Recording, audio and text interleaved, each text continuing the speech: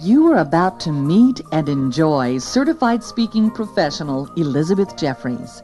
After more than 20 years as a leader and manager in healthcare and business, Elizabeth stepped up to the platform in 1981. Since then, she has presented over 2,000 speeches and seminars around the United States and Canada. Sparking her audiences with her message and enthusiasm, she inspires, educates, encourages, and challenges people to live and lead from the inside out. Whatever the business, industry, or profession, Elizabeth shares her philosophy of service and her can-do belief in people. She weaves your conference theme or your company's goals into her presentation with stories, playfulness, and authenticity that touch your mind, your heart, and your soul.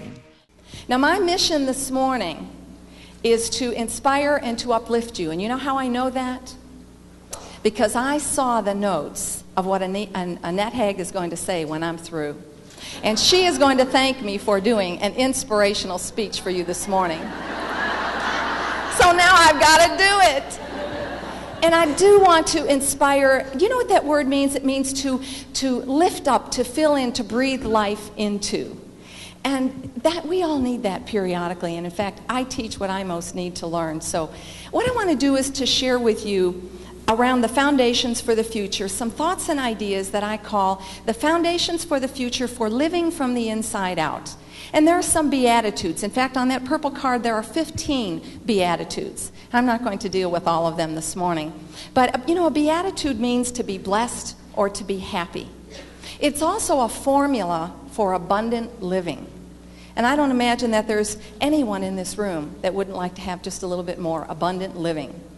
So I'm going to just share 3 points with you this morning about how we can more effectively build the foundation for our future and do it from the inside out, from the inside part of ourselves where we do have some locus of control. And even though maybe we don't know what healthcare reform is going to bring us and how it's going to affect you in your role as occupational health nurses, we know that there is going to be some change and that the resource that we have inside of us is a part that we can really dig in and make it work. So the first point that I want to share with you is, in the first beatitude, is to be on purpose. Be on purpose. And the message is to listen to the call of your mission and your vocational destiny.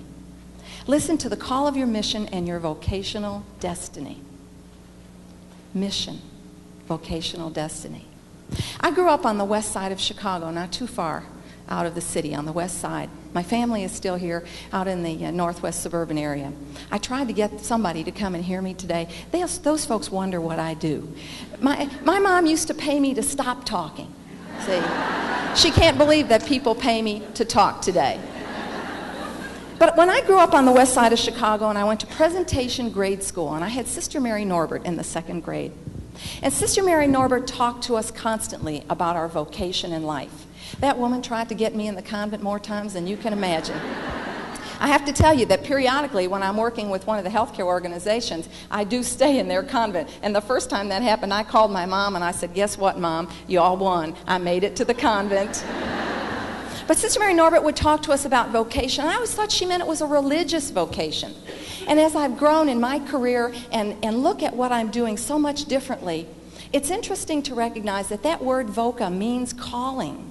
And we can be called, just as I think it was Dorothy who was saying in the invocation here this morning, that we are all called to do something very specific, very unusual, and very unique that nobody else in the whole and entire world can do or can be. Just us on an individual basis. See, sometimes I think our lives go like this. When this spirit of ours is getting ready to come into the world, and we're standing there in line waiting for our assignment, and God is saying, "Okay, now, Liz, I want you to go take on this task, okay?" And Liz is standing there, and all the rest of us were saying, "Yeah, I can do that. Send me, God, I can make that happen." And then we get here and we find, ooh, this is hard work down here. And so if we look at what we're doing, the gifts that we've been given as a ministry, and particularly in nursing and healthcare. And I come from nursing. We didn't get a chance to say that, but for those of you that know me, and in fact, in the early 70s, I was in occupational health in Washington, D.C., and it's very different today than what it was at that time. But I know that when we look at our work at our life as something with a purpose, it's so much more meaningful.